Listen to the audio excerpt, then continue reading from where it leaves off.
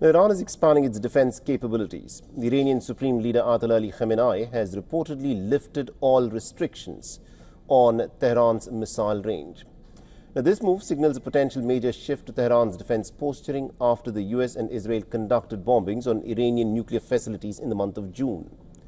While Ayatollah Ali Khamenei had previously capped the missile range to about 2,200 kilometers, which was sufficient to strike Israel, he's now removed any such limitation on the range that the Iranian missiles can have. Amidst a flurry of US sanctions that have been imposed on Iran, the Islamic Republic maintains that it is prepared to negotiate its nuclear program, but it will not hold any talks about its missiles. The Israeli Prime Minister Netanyahu has said that Iran is developing missiles with an 8,000-kilometer range, capable of hitting major American cities in the mainland, including places such as New York, Boston, Washington, or Miami. Last month, Iran had reportedly conducted the test of an intercontinental ballistic missile.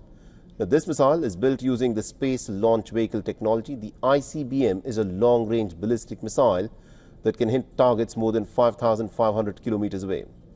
A report by the US Defense Intelligence Agency states that Iran can develop an ICBM by as early as 2035. I earlier spoke with Mr. David Patrick Karakos, who is an analyst on Iran and also an author of War in 140 Characters and Nuclear Iran, and listening to what he had to say.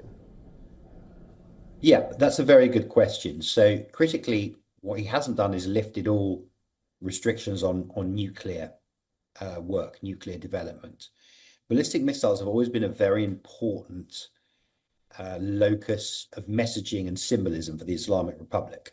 They're extremely proud of their ballistic missiles program. Now, obviously, during the clash between Iran and Israel in June, which many people call the 12-day war, I do not, because the war is not over. The Iranian regime is still in place. It was clear that two things were clear. One, that Iran's air defenses were pretty much non-existent. The Israelis were able to knock them out. But what was also clear, especially to me, who was in Israel at the time, covering the war, was that its ballistic missiles, while many of them were intercepted by David Sling and Iron Dome and the other Israeli anti-missile systems, many of those ballistic missiles did get through. Israel is a country that is used to facing decades of missiles from Hamas, from Hezbollah, but these Iranian ballistic missiles were of a different order. Some got through and they did damage. So I think this is very much about messaging and symbolism. Also, don't underestimate another factor here, which is the Iranians probably want some kind of respite now. And this is one of the few areas of leverage they have. They could be half saying, give us some sanctions relief, let's do a deal, and maybe we'll start to put the brakes on our ballistic missile program. It's leverage. For all the latest news, download the WION app and subscribe to our YouTube channel.